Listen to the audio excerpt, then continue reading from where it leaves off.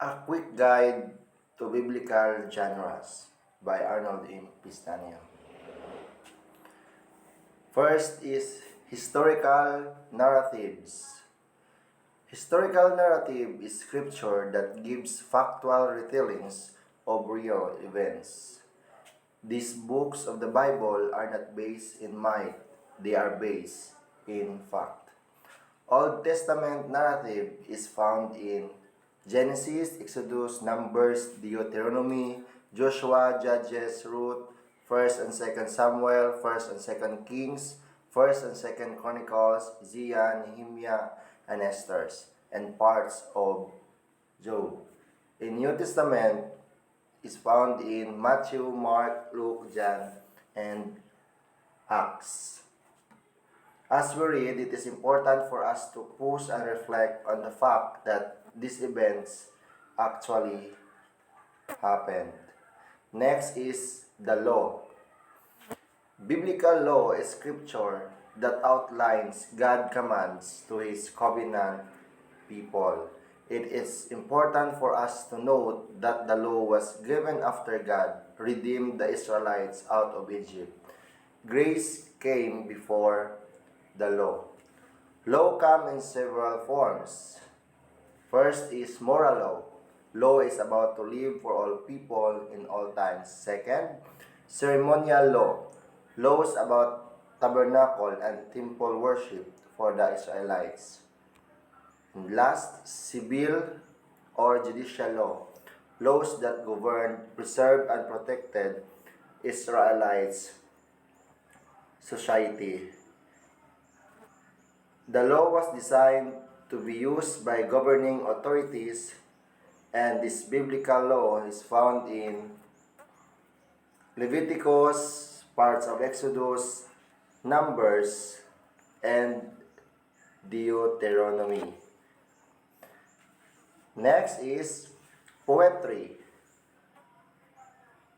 Biblical poetry is scripture written in verse.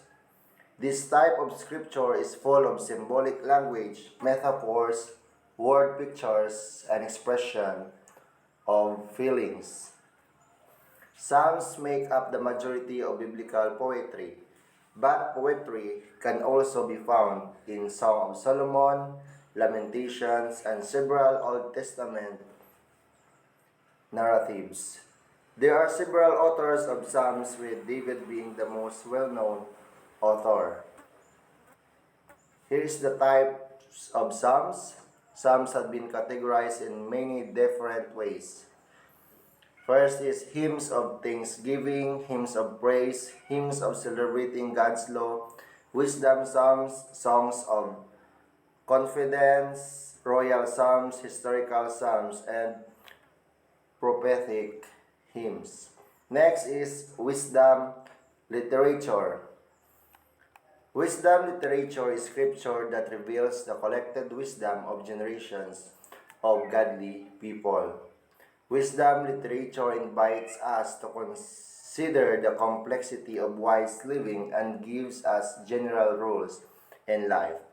These sayings, proverbs, and writings communicate principles that are usually true but not universally true. Here we find principle, not promises. Next is prophecy. Prophecies were directed at God's own people, but also to other kings and countries during the time of the prophets. Some prophecies were meant only for their original audience. Some were meant for the audience much later in future, and some for both.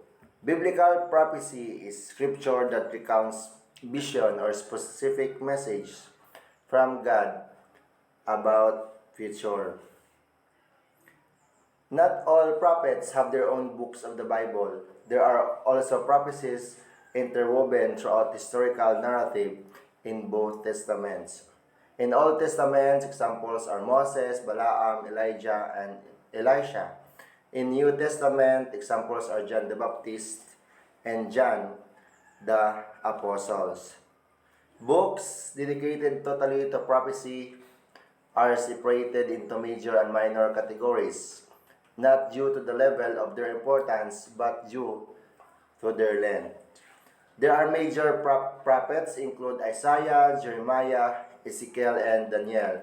And the minor prophets include Hosea, Joel, Amos, Obadiah, Jonah, Micah, Nahum, Habakkuk, Zephaniah, Haggai, Zechariah, and Malachi. Next is apocalyptic literature. Apocalyptic literature is scripture that describes what the end times will be like. This genre uses symbolic language and numbers, word pictures, and images that often seem strange to us. In the Old Testament, apocalyptic literature is sometimes mixed in with narrative, which can make interpretation difficult.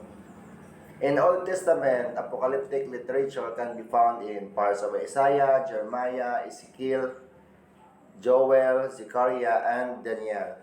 And in New Testament, it is found in Matthew, Mark, Thessalonians, and Revelations. Next is the Gospels. The Gospels are scripture that includes eyewitness testimonies about the life of Jesus. Gospels are a special type of historical narrative that focus completely on Jesus. Each gospel has a different author and includes a different retelling of Jesus' life. There are four gospels, namely Matthew, Mark, Luke, and John. And next is the epistles. The epistles are scripture written in the form of letter. Letters take up half of the New Testament. As we read, it is important to consider who the author and recipients were and what reason the author had for writing the letter. The 21 epistles were written by 6 authors, example Paul, Peter, James, John, Jude, and the anonymous writer of Hebrews. So some letters were written to individual recipients while others were meant to be read aloud as sermons to the entire churches. Thank you and good day.